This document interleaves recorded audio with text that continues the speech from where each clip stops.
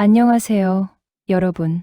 오늘 이 영상을 보고 계신 분들 중에는 어쩌면 지금 이 순간 조용한 거실에 홀로 앉아 계신 분도 계실 것이고, 따뜻한 차 한 잔을 앞에 두고 무언가를 생각하고 계신 분도 계실 겁니다.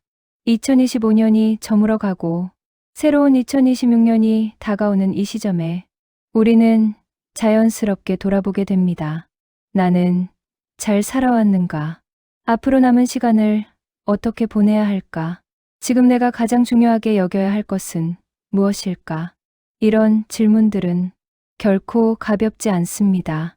하지만 동시에 이런 질문을 던질 수 있다는 것 자체가 우리가 아직 살아있고 생각하고 있으며 앞으로 나아가고 있다는 증거입니다. 오늘 이 시간 저는 여러분과 함께 60대가 지금 이 시대를 살아가면서 가장 중요하게 여기는 것들, 가장 고민하는 것들, 그리고 가장 필요로 하는 것들에 대해 천천히 깊이 있게 이야기해 보려 합니다. 이 영상은 조금 깁니다. 하지만 서두르지 않을 겁니다. 왜냐하면 60년, 70년을 살아온 우리의 삶이 짧은 몇 분 안에 정리될 수 있는 것이 아니기 때문입니다. 오늘 함께 나눌 이야기는 건강, 경제, 관계, 인생의 의미, 그리고 여가와 삶의 균형, 이 5가지 큰 주제입니다. 각각의 주제는 단순한 정보가 아닙니다. 우리가 살아온 시간 속에서, 그리고 앞으로 살아갈 시간 속에서 실제로 마주하게 되는 현실이자 고민이자 희망입니다. 천천히 들으시면서 여러분의 삶과 비교해 보시고 공감되는 부분이 있다면 잠시 멈추고 생각해 보시기 바랍니다. 그럼 지금부터 시작하겠습니다. 왜 건강인가? 여러분께 먼저 질문 하나를 드리고 싶습니다. 지금 이 순간 당신에게 가장 중요한 것은 무엇입니까?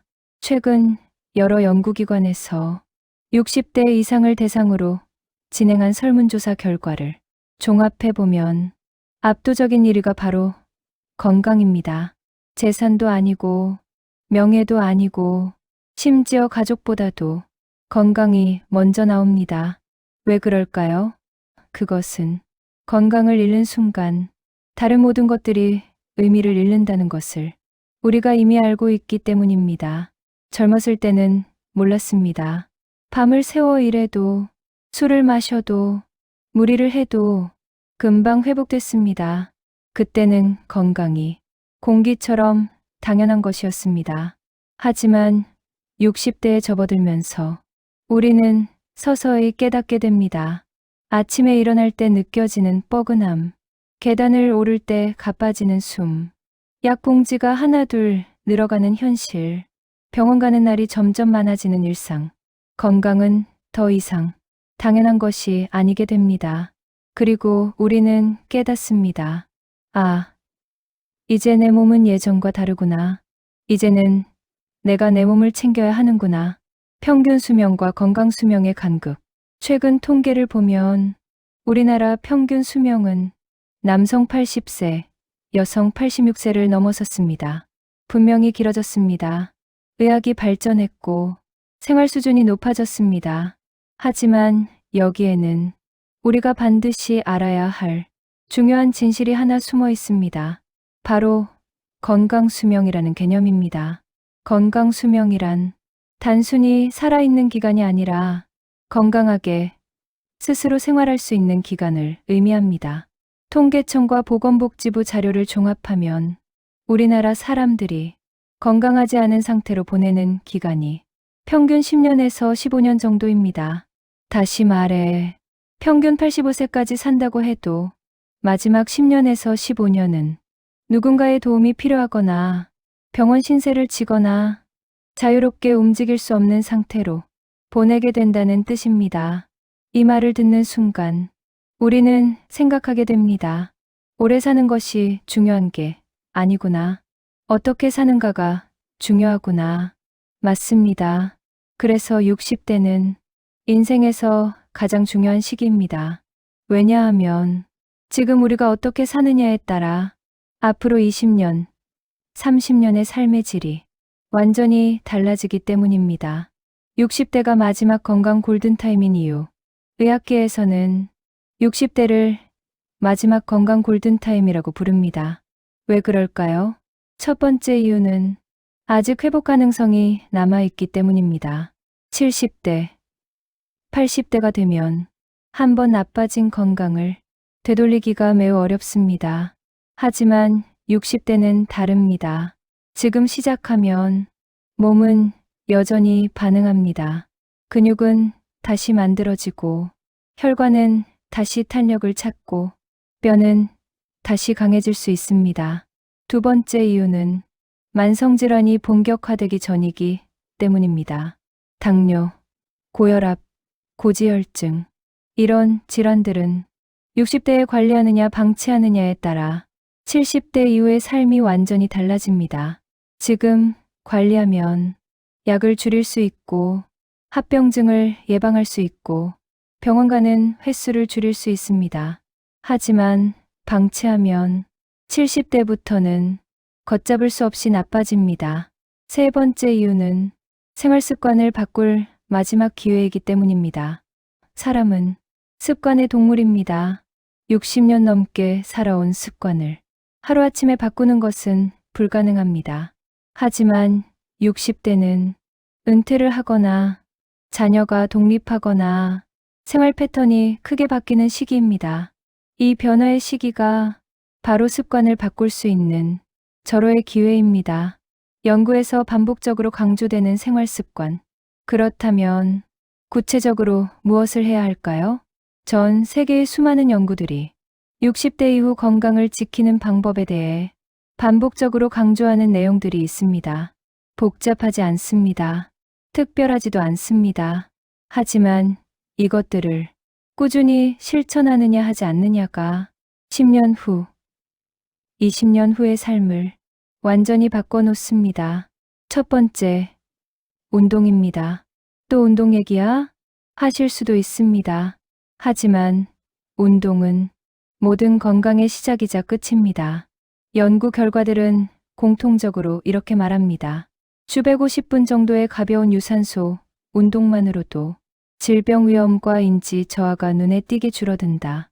주 150분이면 하루 30분씩 주 5일입니다. 헬스장에 갈 필요도 없습니다. 비싼 운동 기구도 필요 없습니다. 그냥 밖에 나가서 빠르게 걷는 것만으로도 충분합니다. 중요한 것은 강도가 아니라 꾸준함입니다. 하루 2시간씩 한 달 하다가 그만두는 것보다 하루 20분씩 평생 하는 것이 훨씬 낫습니다. 그리고 여기에 일주일에 23번 가벼운 근력 운동을 더하면 금상첨화입니다. 근력 운동이라고 해서 무거운 역기를 들어야 하는 것이 아닙니다. 앉았다 일어서기, 벽 짚고 팔굽혀펴기, 가벼운 아령 들기, 이 정도만으로도 충분합니다. 특히 중요한 것은 하체 근력입니다. 다리 근육은 우리 몸에서 가장 큰 근육이면서 동시에 가장 빨리 약해지는 근육입니다. 다리가 약해지면 걷기가 힘들어지고 걷기가 힘들어지면 외출이 줄어들고 외출이 줄어들면 사회적 활동이 줄어들고 결국 삶의 질이 급격히 떨어집니다. 그래서 하체 근력을 지키는 것은 단순히 근육을 유지하는 것이 아니라 독립적인 삶을 유지하는 것과 직결됩니다. 그리고 마지막으로 균형 운동도 빼놓을 수 없습니다. 한 발로 서기, 선 자세에서 뒤꿈치 들기, 일자로 걷기, 이런 간단한 동작들이 낙상을 예방하는 가장 확실한 방법입니다. 두 번째, 식단입니다. 60대 이후의 식단은 젊었을 때와 달라야 합니다. 최근 연구들에서 공통적으로 주목받는 식단이 있습니다. 바로 지중해식 식단입니다. 채소, 생선, 견과류, 올리브유, 그리고 가공식품을 최소화하는 식단입니다.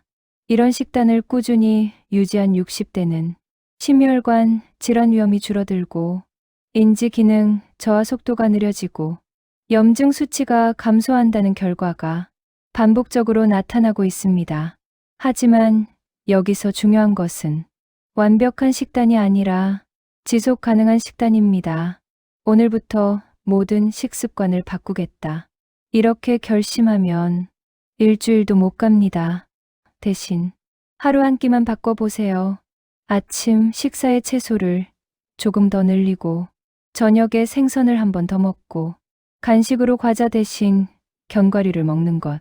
이 정도면 충분합니다. 그리고 특히 60대 이후에는 단백질 섭취가 매우 중요합니다. 나이가 들수록 근육이 빠지는 속도가 빨라집니다. 이것을 막으려면 충분한 단백질이 필요합니다. 고기, 생선, 계란, 콩, 이런 음식들을 매 끼니 조금씩 챙겨 드세요. 고기는 콜레스테롤 때문에 안 좋다. 이렇게 생각하시는 분들도 계시지만 최근 연구들은 적절한 육류 섭취가 오히려 근육 유지에 도움이 된다고 말합니다. 물론 과하면 안 되지만 적당량의 단백질은 60대 이후에 반드시 필요합니다. 세 번째, 수면입니다. 나이가 들수록 잠이 줄어든다고 생각하시나요? 틀린 말은 아닙니다. 실제로 60대 이후에는 수면 패턴이 바뀝니다.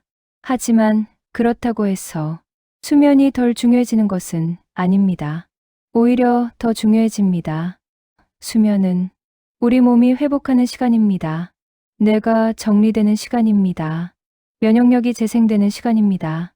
최근 여러 연구에서 수면 부족이 치매 위험을 높이고 심혈관 질환 위험을 높이고 우울증 위험을 높인다는 결과가 계속해서 나오고 있습니다. 그렇다면 어떻게 해야 할까요? 규칙적인 수면 패턴을 만드는 것이 가장 중요합니다. 매일 같은 시간에 자고 같은 시간에 일어나세요. 낮잠을 자더라도 30분 이내로 제한하세요. 침실 환경을 어둡고 조용하게 만드세요. 그리고 자기 전 스마트폰이나 TV를 보는 시간을 줄이세요. 네 번째, 만성질환 관리입니다. 60대가 되면 한두 가지 만성질환을 갖고 있는 것이 이상한 일이 아닙니다. 고혈압, 당뇨, 고지혈증, 이런 질환들은 이제 우리 삶의 일부가 되었습니다. 중요한 것은 이것들을 부끄러워하거나 숨기는 것이 아니라 제대로 관리하는 것입니다. 약을 제때 먹고 정기적으로 검진을 받고 수치를 체크하는 것, 이것이 전부입니다. 많은 분들이 약을 먹으면 평생 먹어야 한다. 이렇게 걱정하시는데 약을 먹지 않아서 합병증이 생기는 것이 훨씬 더 큰 문제입니다. 약은 적입니다. 약은 우리를 돕는 도구입니다. 제대로 관리하면 70대, 80대가 되어도 건강하게 살 수 있습니다. 건강에 대한 인생 조언, 여러분께 드리고 싶은 말씀이 있습니다. 건강은 한 번에 바꾸는 것이 아닙니다. 매일 조금씩 쌓는 것입니다. 어제보다 오늘 조금 더 걷고, 어제보다 오늘 조금 더 채소를 먹고, 어제보다 오늘 조금 더 일찍 자는 것. 이것이 건강의 전부입니다. 그리고 무엇보다 중요한 것은 자책하지 않는 것입니다. 왜 젊었을 때 더 챙기지 않았을까? 왜 진작 운동을 시작하지 않았을까? 이런 후회는 아무 도움이 되지 않습니다. 과거는 바꿀 수 없습니다. 하지만 오늘은 바꿀 수 있습니다. 60대는 늦은 나이가 아닙니다. 오히려 지금이 가장 중요한 시기입니다. 지금 시작하면 70대의 당신은 오늘의 당신에게 고맙다고 말할 것입니다. 건강은 당신이 당신에게 줄 수 있는 가장 큰 선물입니다. 그리고 그 선물은 지금 이 순간부터 시작됩니다. 건강 다음으로 60대가 가장 고민하는 것이 무엇일까요? 여러 조사 결과를 보면 압도적으로 경제적 불안입니다. 내 돈이 얼마나 남았을까? 이 돈으로 얼마나 버틸 수 있을까? 자식들에게 짐이 되지는 않을까? 병원비가 많이 나오면 어떡하지? 이런 걱정들이 밤잠을 설치게 만듭니다. 왜 그럴까요? 우리 세대는 평생을 일하며 살아왔습니다. 20대부터 일을 시작해서 30대, 40대, 50대 쉬지 않고 달려왔습니다. 가족을 위해, 자식을 위해, 그리고 노후를 위해 열심히 모았습니다. 하지만 60대가 되어 은퇴를 하고 나면 갑자기 깨닫게 됩니다. 내가 모은 돈이 생각보다 적구나. 이 돈으로 20년, 30년을 살아야 하는구나. 그리고 불안해집니다. 연금과 생활비의 현실. 최근 통계를 보면 우리나라 60대 이상의 평균 월 생활비는 부부 기준으로 약 250만 원에서 300만 원 정도입니다. 물론 개인차가 큽니다. 서울에 사는지, 지방에 사는지, 집이 있는지 없는지, 건강 상태가 어떤지에 따라 천차만별입니다. 하지만 중요한 것은 이 돈이 어디서 나오느냐입니다. 국민연금을 받는 분들도 계시지만 평균적으로 월 50만 원에서 100만 원 정도입니다. 충분하지 않습니다. 그래서 많은 분들이 퇴직금이나 저축했던 돈을 조금씩 쓰면서 살아갑니다. 그리고 그 돈이 줄어드는 것을 보면서 불안해집니다. 이 속도로 쓰면 10년 후에는 다 떨어지겠구나. 그러면 그 다음에는 어떻게 하지? 이런 계산을 매일같이 하게 됩니다. 과거 세대와 현재 60대의 차이. 사실 우리 세대의 60대는 이전 세대의 60대와 완전히 다릅니다. 우리 부모님 세대는 60대가 되면 사실상 노인이었습니다. 일도 그만두고 집에서 손주를 돌보고 자식들이 돌봐주기를 기다렸습니다. 하지만 지금의 60대는 다릅니다. 여전히 건강하고 여전히 활동적이고 여전히 무언가를 하고 싶어 합니다. 그리고 무엇보다 독립적으로 살고 싶어 합니다. 자식들에게 의지하고 싶지 않고 자식들에게 짐이 되고 싶지 않고 스스로의 힘으로 살아가고 싶어 합니다. 이것은 정말 존중받아야 할 자세입니다. 하지만 동시에 경제적 부담을 더 크게 느끼게 만드는 원인이기도 합니다. 24점 돈이 아니라 안정감. 여기서 우리가 생각을 조금 바꿔볼 필요가 있습니다. 우리가 진짜 원하는 것은 정말 돈 그 자체일까요? 아니면 돈이 가져다주는 안정감일까요? 대부분의 경우 우리가 원하는 것은 후자입니다. 병원비가 나와도 걱정 없는 안정감. 자식들에게 손 벌리지 않아도 되는 안정감. 내가 원하는 것을 할 수 있는 안정감. 이것이 우리가 진짜 원하는 것입니다. 그렇다면 이 안정감은 꼭 큰 돈이 있어야만 얻을 수 있는 걸까요? 꼭 그렇지는 않습니다. 현실적인 경제 관리 방법. 첫 번째는 지출 구조를 파악하는 것입니다. 한 달에 얼마가 나가는지 정확하게 알고 계시나요? 많은 분들이 대략적으로는 알지만 정확하게는 모릅니다. 한 달만이라도 가계부를 써보세요. 카드 명세서를 확인하고 현금 쓴 것을 메모하고 정리해 보세요. 그러면 알게 됩니다. 아, 이 부분에서 이렇게 많이 나가는구나. 이 지출은 줄일 수 있겠구나. 지출을 파악하는 것만으로도 불안감은 줄어듭니다. 왜냐하면 모호한 불안이 구체적인 숫자로 바뀌면 대응할 수 있기 때문입니다. 두 번째는 고정비를 줄이는 것입니다. 통신비, 보험료, 구독 서비스, 이런 것들을 한번 점검해 보세요. 정말 필요한 것인지, 더 저렴한 방법은 없는지 다시 한번 살펴보세요. 월 5만 원만 줄여도 1년이면 60만 원입니다. 10년이면 600만 원입니다. 작은 돈이 아닙니다. 세 번째는 할인과 혜택을 적극 활용하는 것입니다. 요즘은 시니어를 위한 혜택이 정말 많습니다. 지하철, 버스 무료, 문화시설 할인, 식당 할인, 영화관 할인, 이런 것들을 부끄러워하지 말고 당당하게 사용하세요. 우리가 평생 세금 내면서 사회에 기여한 것에 대한 정당한 보상입니다. 네 번째는 작은 수입원을 만드는 것입니다. 꼭 큰 사업을 하라는 것이 아닙니다. 작은 부업, 재능을 활용한 일, 취미를 돈으로 바꾸는 것. 예를 들어 손재주가 있으시다면 공예품을 만들어 파시거나, 요리를 잘하신다면 반찬을 만들어 파시거나, 글쓰기를 좋아하신다면 블로그를 운영하시거나, 이런 작은 활동들이 월 10만 원, 20만 원의 수입을 만들어내면 경제적으로도 도움이 되고 심리적으로도 큰 위안이 됩니다. 자식과의 경제적 관계, 많은 분들이 가장 고민하는 부분이 바로 이것입니다. 자식에게 어디까지 도와줘야 하나? 자식에게 어느 정도 기대를 해도 되나? 이것은 정답이 없는 질문입니다.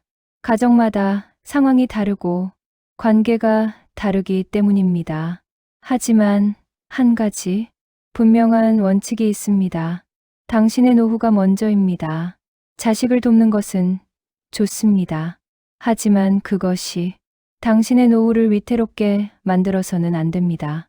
자식이 결혼할 때, 집을 살 때, 돈이 필요하다고 할 때 도와주고 싶은 마음은 이해합니다.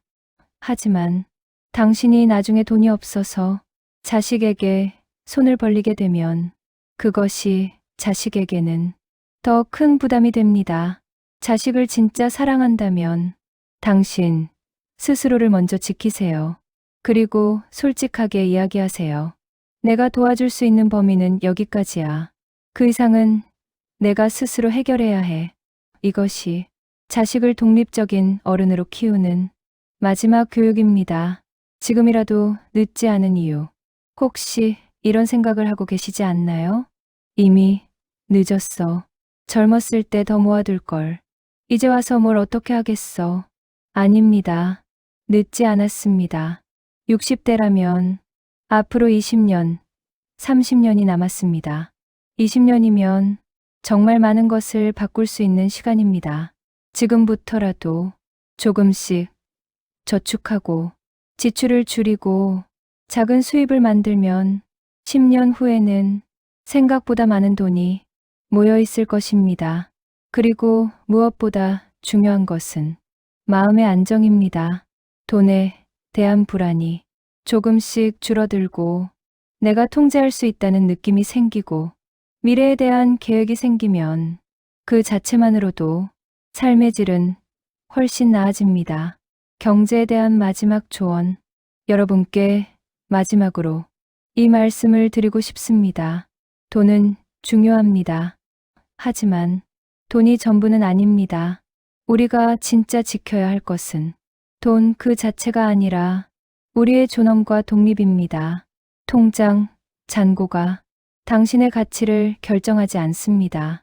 평생 일하며 살아온 것, 가족을 지켜온 것, 사회에 기여한 것, 그 자체로 당신은 충분히 가치 있는 사람입니다. 경제적으로 완벽할 필요는 없습니다. 다만 현실을 직시하고 할 수 있는 것을 하고 도움이 필요할 때는 부끄러워하지 말고 도움을 요청하세요. 그것이 현명한 어른의 자세입니다. 은퇴 후 찾아오는 침묵. 많은 분들이 은퇴 후 경험하는 가장 큰 충격이 무엇인지 아십니까? 돈이 줄어드는 것도 아니고 시간이 많아지는 것도 아니고 바로 침묵입니다. 아침에 일어나도 출근할 곳이 없습니다. 전화가 오지 않습니다. 문자가 오지 않습니다. 만날 사람이 없습니다. 회사 다닐 때는 매일 사람들을 만났습니다. 동료들과 이야기하고 점심을 같이 먹고 회식도 하고 때로는 싸우기도 하고 그런 관계들이 때로는 피곤하고 귀찮게 느껴졌지만 지금 돌아보면 그것이 얼마나 소중했는지 알게 됩니다. 최근 여러 조사에서 60대 이후 가장 큰 문제 중 하나로 사회적 고립이 지목되고 있습니다. 특히 혼자 사는 시니어의 경우 하루 종일 아무와도 말을 하지 않는 날이 일주일에 34일이 넘는다는 통계도 있습니다. 외로움이 건강에 미치는 영향. 외로움은 단순히 마음이 쓸쓸한 것으로 끝나지 않습니다. 최근 의학 연구들은 외로움과 사회적 고립이 실제로 건강에 심각한 영향을 미친다는 것을 반복적으로 증명하고 있습니다.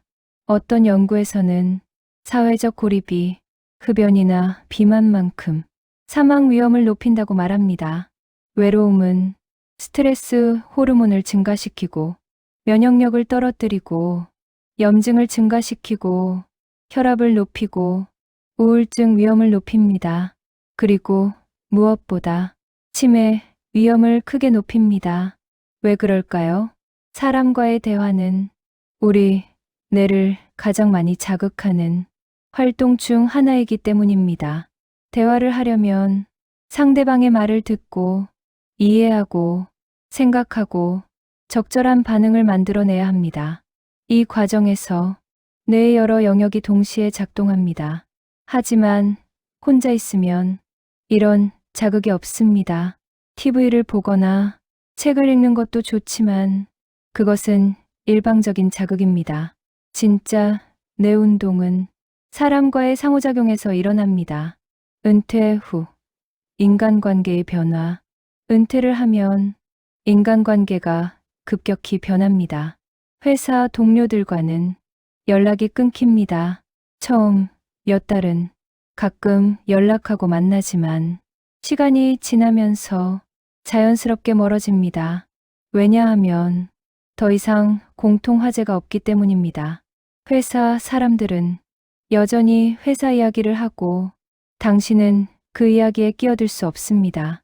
그래서 점점 만남이 줄어들고 결국에는 명절에나 안부 문자를 주고받는 사이가 됩니다. 친구들도 마찬가지입니다. 젊었을 때는 자주 만나던 친구들도 60대가 되면 각자의 사정이 생깁니다. 건강 문제, 가족 문제, 경제적 문제, 그래서 만남이 줄어듭니다. 가족 관계도 변합니다. 자식들은 독립했고 각자의 삶을 살고 있습니다. 바쁩니다. 직장 다니고 아이 키우고 살림하고 부모에게 매일 전화할 여유가 없습니다. 이것은 당연한 일입니다. 자식이 독립적으로 잘 살고 있다는 증거입니다. 하지만 부모 입장에서는 외롭습니다. 관계 재정립의 필요성. 그렇다면 어떻게 해야 할까요? 첫 번째는 기존 관계에 대한 기대를 조정하는 것입니다.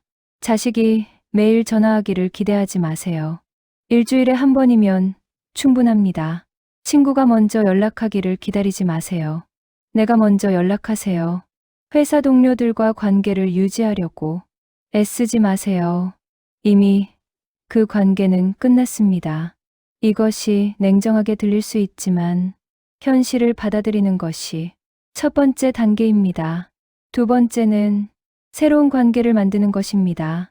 이 나이에 새로운 친구를 어떻게 만들어? 이렇게 생각하실 수 있습니다. 하지만 생각보다 어렵지 않습니다. 취미 활동, 평생교육원, 복지관, 종교시설, 자원봉사, 동네 모임, 이런 곳에 나가면 같은 시기를 살아가는 비슷한 고민을 가진 사람들을 만날 수 있습니다. 그리고 중요한 것은 깊이가 아니라 빈도입니다. 매우 친한 친구 한 명보다 가끔 마주치는 아는 사람 10명이 외로움을 줄이는 데는 더 효과적입니다.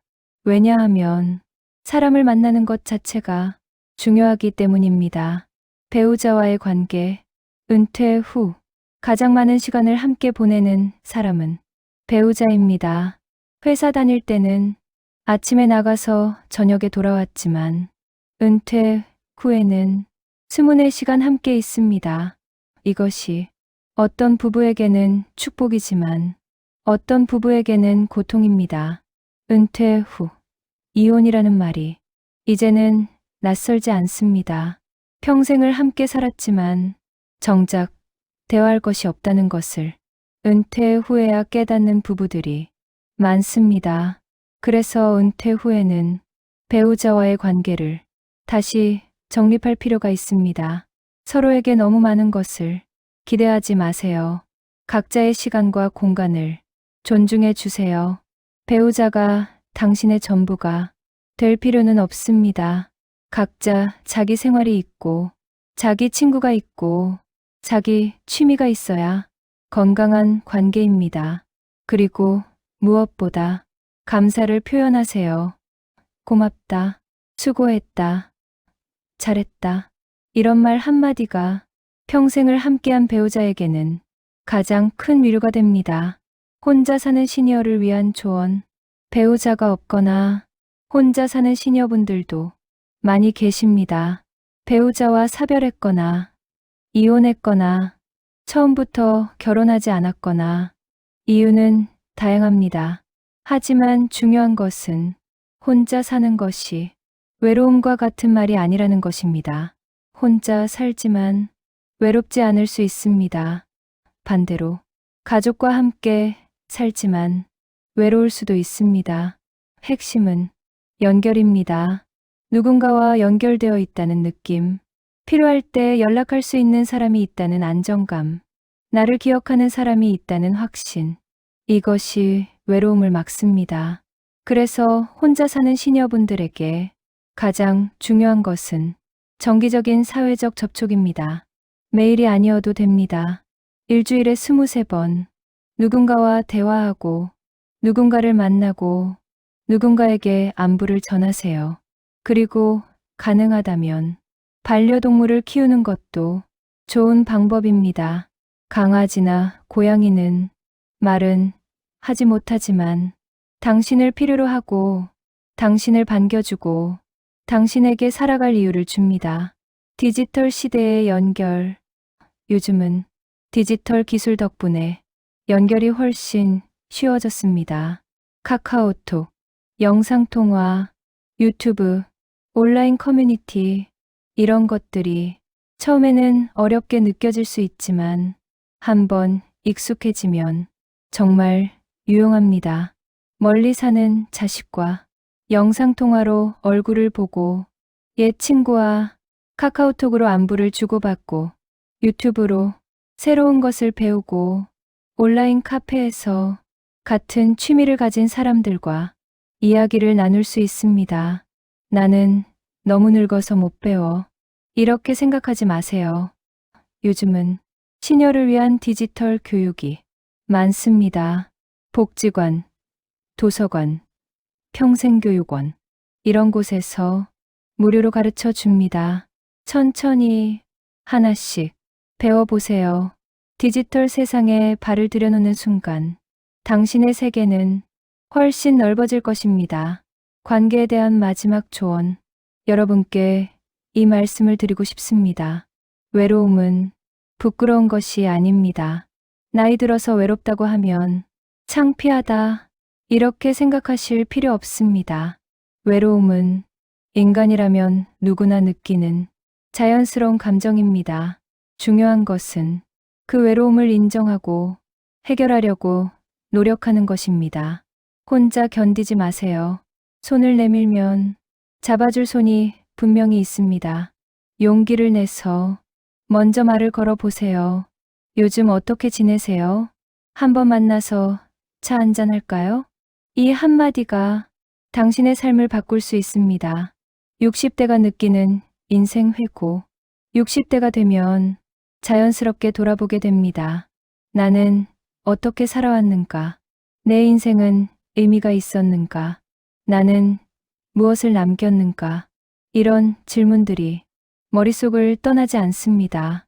심리학에서는 이것을 인생회고 라이프 리뷰라고 부릅니다. 이것은 모든 사람이 겪는 자연스러운 과정입니다. 그리고 이 과정에서 우리는 두 가지 감정을 느낍니다. 하나는 자부심입니다. 나는 이것을 해냈다. 나는 이런 어려움을 이겨냈다. 나는 가족을 지켰다. 다른 하나는 후회입니다. 그때 그렇게 하지 말 걸.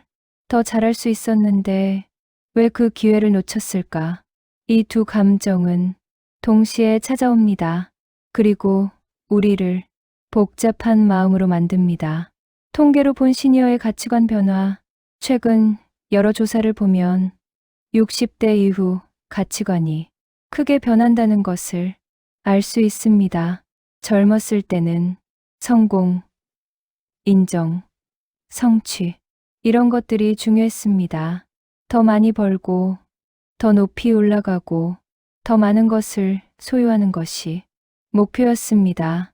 하지만 60대가 되면 가치관이 바뀝니다. 통계적으로 60대 이후가 중요하게 여기는 가치는 1위 건강, 2위 가족, 3위 평화로운 일상, 4위 의미 있는 관계, 돈이나 지위는 순위에서 많이 내려갑니다. 왜 그럴까요? 나이가 들면서 우리는 깨닫습니다. 진짜 중요한 것은 얼마나 많이 가졌느냐가 아니라 얼마나 편안하게 사느냐, 얼마나 의미 있게 사느냐라는 것을, 잘 살아왔는가에 대한 답. 많은 분들이 스스로에게 묻습니다. 나는 잘 살아왔는가? 이 질문에 대한 답은 사람마다 다릅니다. 어떤 분은 그래, 나는 최선을 다했어, 이렇게 생각하실 것이고, 어떤 분은 더 잘할 수 있었는데 이렇게 아쉬워하실 것입니다. 하지만 여기서 한 가지 말씀드리고 싶은 것이 있습니다. 당신은 이미 충분히 잘 살아왔습니다. 생각해 보세요. 당신은 전쟁 이후의 가난을 경험했고 그 속에서 살아남았습니다. 당신은 교육받지 못한 시대에도 스스로 배우며 성장했습니다. 당신은 가족을 위해 평생을 일했습니다. 당신은 자식을 키우고 교육시키고 독립시켰습니다. 당신은 이 사회가 지금처럼 발전하는데 기여했습니다. 이것이 충분히 잘 산 것이 아니면 무엇이 잘 산 것입니까? 후회와 내려놓음.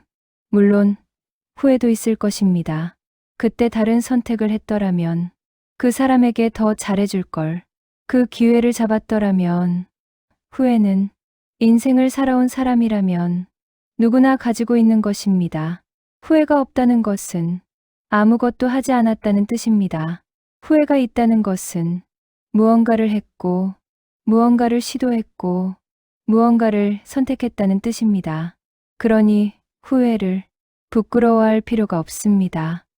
다만 후회에 사로잡혀 현재를 놓치지 마세요. 과거는 바꿀 수 없습니다. 하지만 오늘은 바꿀 수 있습니다. 심리학자들은 성공적인 노년을 보내는 사람들의 공통점 중 하나가 내려놓음이라고 말합니다. 과거의 실수를 내려놓고, 이루지 못한 꿈을 내려놓고, 다른 사람의 인정을 내려놓고, 불필요한 집착을 내려놓는 것. 이것이 평화로운 노년으로 가는 길입니다. 경험을 의미로 바꾸는 방법. 우리가 살아온 60년, 70년은 그 자체로 엄청난 자산입니다. 이 경험들을 그냥 추억으로만 남기기에는 너무 아깝습니다. 경험을 의미로 바꾸는 방법이 있습니다. 첫 번째는 기록하는 것입니다. 일기를 쓰거나 회고록을 쓰거나 블로그를 운영하거나, 방법은 상관없습니다. 중요한 것은 내가 살아온 이야기를 정리하는 것입니다. 그 과정에서 우리는 깨닫게 됩니다. 아, 내 인생이 이런 의미가 있었구나. 내가 겪은 이 일이 나를 이렇게 만들었구나. 두 번째는 나누는 것입니다. 자식에게, 손주에게, 젊은 세대에게 당신의 경험을 나눠주세요. 요즘 젊은 사람들은 내 얘기에 관심 없어, 이렇게 생각하지 마세요. 생각보다 많은 젊은이들이 어른들의 경험담을 듣고 싶어 합니다. 특히 어떻게 어려움을 이겨냈는지, 어떻게 선택을 했는지, 어떻게 후회를 다뤘는지, 이런 이야기들은 젊은 세대에게 진짜 도움이 됩니다. 세 번째는 행동으로 옮기는 것입니다. 당신이 평생 배운 것, 깨달은 것, 중요하다고 생각하는 것을 지금부터라도 실천하세요. 이제 와서 이렇게 생각하지 마세요. 늦었다고 생각할 때가 가장 빠른 때입니다. 젊은 세대에게 남길 수 있는 지혜. 우리 세대가 젊은 세대에게 줄 수 있는 것은 돈도 아니고 재산도 아니고 바로 지혜입니다. 우리가 살아오면서 깨달은 것들, 인생에서 정말 중요한 것은 무엇인가? 어떻게 사는 것이 행복한 것인가? 관계를 어떻게 유지해야 하는가? 어려움을 어떻게 이겨내야 하는가? 이런 것들은 책에서 배울 수 없고 학교에서 가르쳐 주지 않습니다. 오직 살아본 사람만이 전할 수 있는 것입니다. 그러니 부끄러워하지 마시고 자신감을 가지세요. 당신의 경험은 누군가에게 큰 도움이 될 수 있습니다. 삶의 의미를 찾는 방법. 내 인생의 의미는 무엇일까? 이 질문에 대한 답은 밖에서 찾는 것이 아니라 안에서 찾는 것입니다. 의미는 누군가가 부여해 주는 것이 아니라 스스로 만들어가는 것입니다. 작은 것에서부터 시작하세요. 손주를 돌봐주는 것, 이웃에게 인사하는 것, 화분에 물을 주는 것, 친구에게 전화하는 것. 이 작은 행동들이 모여서 의미가 됩니다. 당신이 이 세상에 존재하는 것, 그 자체로 의미가 있습니다. 당신이 숨 쉬는 것, 웃는 것, 누군가를 생각하는 것, 모두 의미가 있습니다. 인생에 대한 감사. 마지막으로 이 말씀을 드리고 싶습니다. 우리의 인생은 완벽하지 않았습니다. 고통도 있었고, 슬픔도 있었고, 후회도 있었습니다. 하지만 그럼에도 불구하고, 아니, 그렇기 때문에 우리의 인생은 의미가 있습니다. 완벽한 인생을 산 사람은 아무도 없습니다. 모두가 상처를 안고 살아갑니다. 모두가 후회를 품고 살아갑니다. 하지만 그럼에도 불구하고 우리는 여기까지 왔습니다. 그것으로 충분합니다. 이제는 자신에게 말해주세요. 나는 잘했어. 나는 최선을 다했어. 나는 가치 있는 사람이야. 갑자기 늘어난 시간, 은퇴 후 가장 먼저 마주하는 현실이 바로 시간입니다. 회사 다닐 때는 시간이 부족했습니다. 아침 일찍 나가서 저녁 늦게 들어오고 주말에도 일하고 휴가도 제대로 못 쓰고 늘 바빴습니다. 그때는 생각했습니다. 은퇴하면 하고 싶은 거 다 하고 살 거야. 하지만 막상 은퇴하고 나니 현실은 달랐습니다. 시간은 많은데 할 일이 없습니다. 아침에 일어나도 특별히 갈 곳이 없고 특별히 할 일이 없습니다. TV를 보고 산책을 하고 낮잠을 자고 하루가 그렇게 지나갑니다. 처음 몇 달은 좋습니다. 아, 이게 쉬는 거구나. 이게 자유구나. 하지만 시간이 지나면서 느끼게 됩니다. 권태를, 무료함을, 공허함을, 여가와 건강의 관계. 최근 연구들은 은퇴 후 여가 활동이 건강과 직결된다는 것을 반복적으로 보여주고 있습니다. 적극적으로 여가 활동을 하는 시니어는 우울증 비율이 낮고 인지 기능 저하가 느리고 사회적 관계가 풍부하고 전반적인 삶의 만족도가 높습니다. 반대로 여가 활동이 없이 집에만 있는 시니어는 우울증 위험이 높고 치매 위험이 높고 신체 기능이 빨리 떨어지고 삶의 의욕이 낮습니다. 여가는 단순한 시간 때우기가 아닙니다. 여가는 건강을 지키는 방법이고 삶의 질을 높이는 방법이고 의미를 만드는 방법입니다. 취미 찾기. 취미가 없는데 어떡하죠? 많은 분들이 이렇게 말씀하십니다. 평생을 일하면서 살았기 때문에 취미를 가질 시간이 없었다고. 하지만 취미는 타고나는 것이 아니라 만들어가는 것입니다. 그리고 60대는 취미를 시작하기에 전혀 늦지 않은 나이입니다. 취미를 찾는 방법은 간단합니다. 시도해보는 것입니다. 그림에 관심이 있으면 그림을 그려보고, 악기에 관심이 있으면 악기를 배워보고, 등산이 좋으면 산에 가보고, 일단 해보는 겁니다. 잘할 수 있을까? 나이가 너무 많은 거 아닐까? 사람들이 뭐라고 할까? 이런 걱정은 시작하기 전에 하는 걱정입니다. 일단 시작하면 그런 걱정은 사라집니다. 그리고 중요한 것은 잘하느냐가 아니라 즐기느냐입니다. 그림을 전문가처럼 그려야 하는 게 아닙니다. 악기를 완벽하게 연주해야 하는 게 아닙니다. 그냥 즐기면 됩니다. 그 과정에서 시간이 가고 마음이 평화로워지고 새로운 사람을 만나고 삶이 풍요로워집니다. 배움의 즐거움, 60대에도 배울 수 있습니다. 아니, 60대이기 때문에 더 잘 배울 수 있습니다. 젊었을 때는 시험을 위해, 취직을 위해, 승진을 위해 배웠습니다. 하지만 지금은 다릅니다. 순수하게 배우고 싶어서, 알고 싶어서, 즐거워서 배울 수 있습니다. 이것이 진짜 배움입니다. 요즘은 시니어를 위한 교육 프로그램이 정말 많습니다.